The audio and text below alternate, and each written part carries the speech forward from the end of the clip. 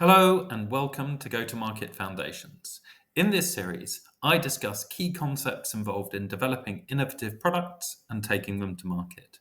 If you're a founder or part of a commercial team in a startup or SME, you'll probably already be familiar with many of these concepts, but I hope that the examples I give of how they apply in practice will be helpful. I also aim to provide clear language and to explain the concepts in an accessible way, helping the whole business understand your strategy and the rationale for it, promoting good teamwork and avoiding needless friction. I'm Alden.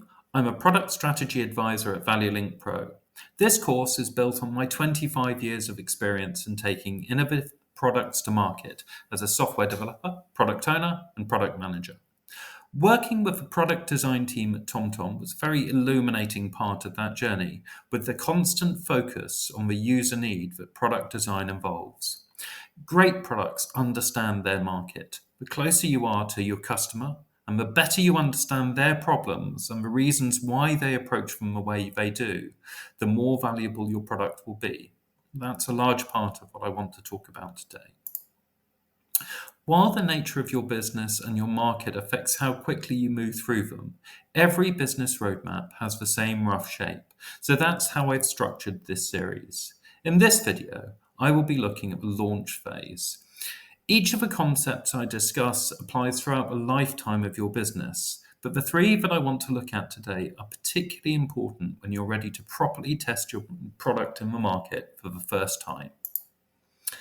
As you develop your product, you'll be constantly seeking to validate your assumptions about what's possible and what's valuable with prototypes, user trials, lead customers, all the feedback mechanisms you can get. All these mechanisms have one thing in common. They let you test your product proposition with limited risk.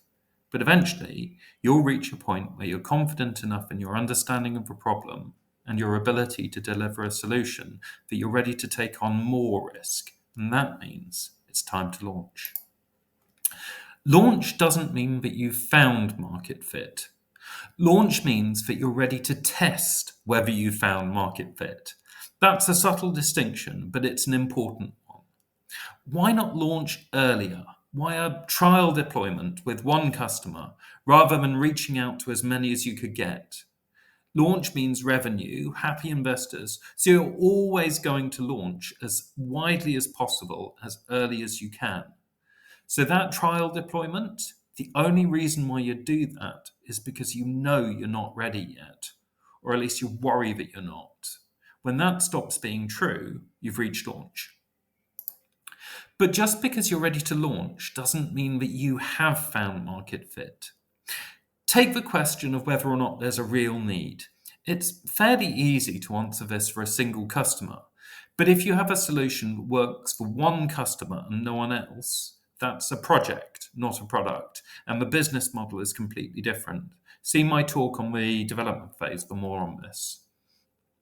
So your test deployment with your lead customer can validate whether there's a problem like this that needs solving, but you've only found market fit when you can prove that that problem is shared by enough of your target market.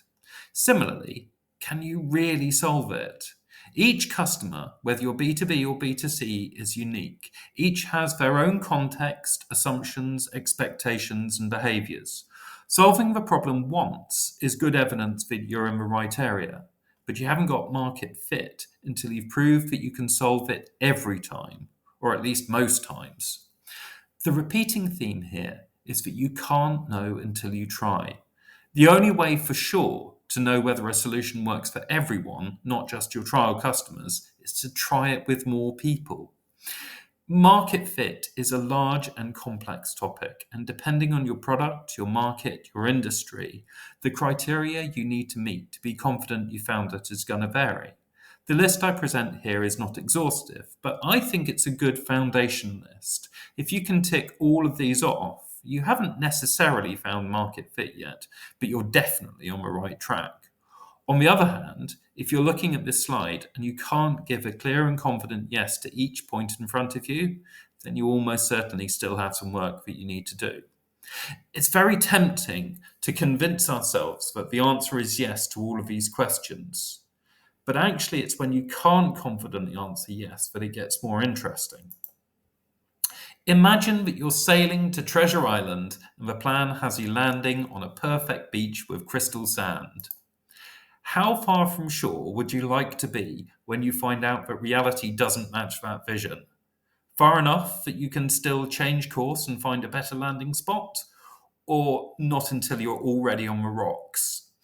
The truth of product development is that things never go as planned, and finding market fit is hard.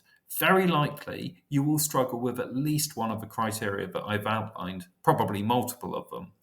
The sooner you acknowledge that you have a problem with reaching your customer or explaining your value, the less money you've invested in the wrong approach, and the more time, and therefore the more options you have to find a better solution. There's always another option, but you won't know that you need it until you start seriously looking for problems. The other classic trap at launch is whether or not your product meets a real need and one that a big enough market is willing to pay for. While you're in the develop phase, you're typically testing out market fit with friends and family, user trials, or best case, a lead customer with some upfront payment. But there's a lot of risk, and you're still figuring out exactly what the product will do. So, to get the user feedback that you need, the product is going to be free, or at least steeply discounted. During this phase, your customers and your prospects are going to tell you a lot about what your product should do and what they believe that they're willing to pay for. But that belief is only tested when the time comes for them to hand over the money. Your customers may have spent months earnestly telling you that the only car they will ever consider is a shiny red sports car, and they may well believe it. But a constant challenge at launch is that when it is time to pay, what they actually are willing to pay for is a sensible hatchback. In summary, don't assume that you found market fit when you launch. Look at launch as your test of market fit. It will be very tempting to convince yourself that it's all fine, but all that does is allow you to invest more in something that isn't working and gives you less time to respond. Very few businesses will launch and immediately hit a perfect market fit. You're much better off assuming that there will be problems so that you can find them and fix them. Don't be surprised if a customer's priorities change when you launch. It's a common challenge in finding market fit, but you can't explore it until you have something that's developed enough to be able to charge for it. This naturally leads to the question of pricing. How much do you sell your product for? Pricing theory tends to look at supply and demand curves, assuming a large enough market and rational agents. But while the fundamentals that sits on top of are fairly obvious, I do think it's worth looking at them briefly because they are important. From first principles, every product must have some cost associated with the work and materials needed to produce and deliver it, and every customer has some limit on the amount that they can spend. These can be hard and soft limits, and the product costs will be a mixture of amortized and unit costs. A hard limit is externally determined. You can't sell a 12-bedroom mansion to someone living in a slum in Rio. They don't have the capital and they have no way to raise it. A soft limit looks at opportunity cost. If a customer has the capital to be able to buy your smart kettle, but only by not paying that month's rent, then your kettle is going to need to be more valuable to them than a roof over their head. Unit costs, on the other side, are the cost of the materials required to make that smart kettle, the costs to ship it, to have it on a shelf to display, to advertise it, and to sell it. Even pure software as a service plays still have some unit costs in hosting or at least in banking charges to take the payment. Amortized costs for the product are the cost to develop it. You incur them once, then you spread them over every unit you sell, so they drop as you sell more units. In between these two limits is your room for maneuver. Pricing is a long discussion, and a lot of factors affect the expected pricing. Return on investment is one factor that determines how much customers will pay, But they'll also compare you to alternatives or products or offerings that they think are similar, or just what they think it should cost to deliver the service.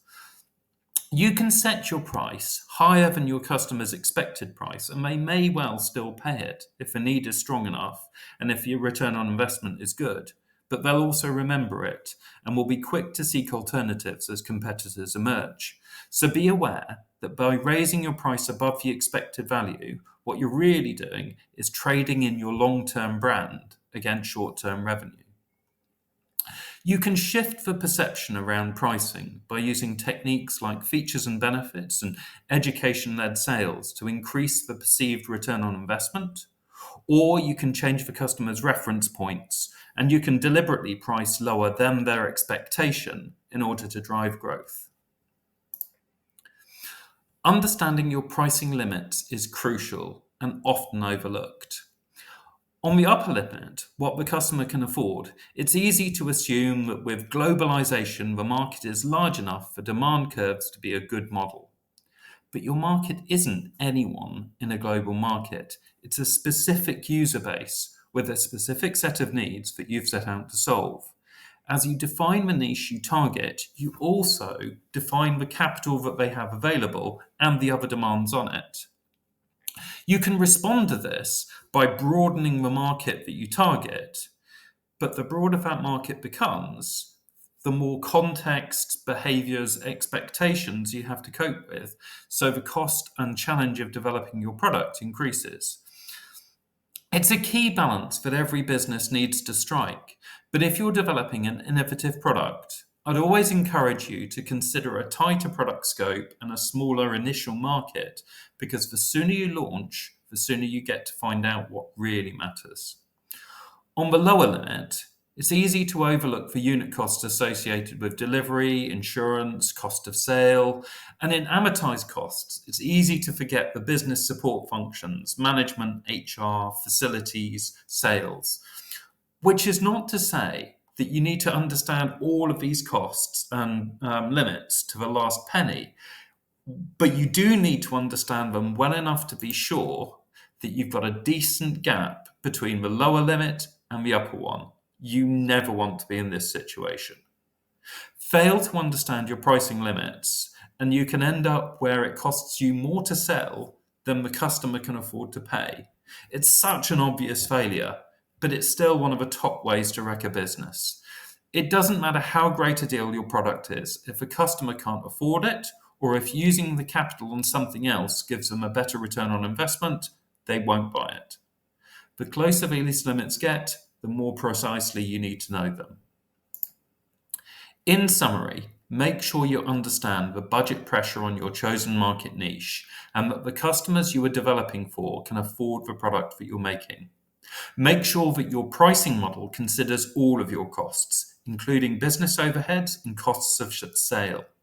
Shift the price the customer expects to pay by increasing the perceived value with sales and marketing tools like features and benefits.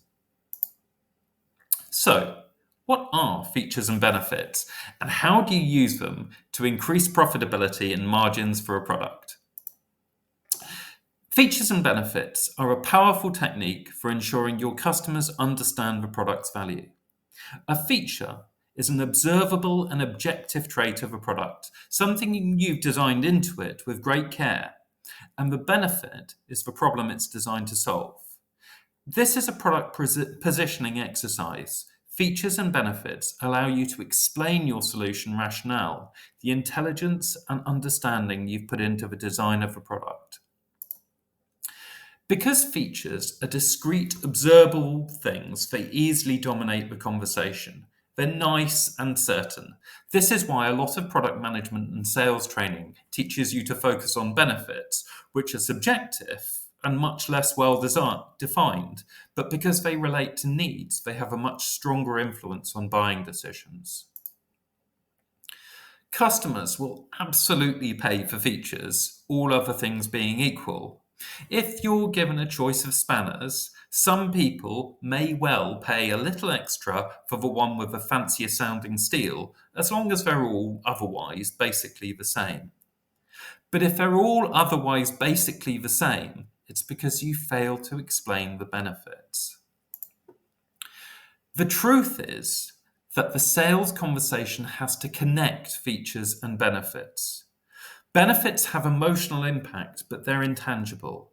Features are discrete, objective things. What you're trying to do in the sales conversation is connect the benefits that the customer cares about with the features that they observe. Features don't just happen. They're the things that you've designed into your product so that you can meet the needs of your customer. Think about the needs that you've set out to address. Think about the decisions that you have made so that your product can effectively meet those needs. If you can explain that chain of thought to your customer, they'll know why they should buy the product.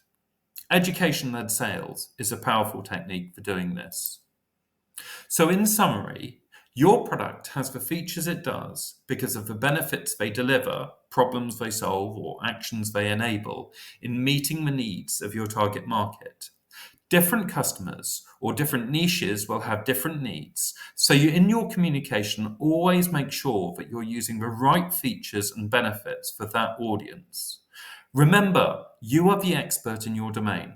The customer is always right about their problem, but you are the ones who spend all day, every day, trying to solve that problem. Your product represents the best compromise you could come up with all that effort.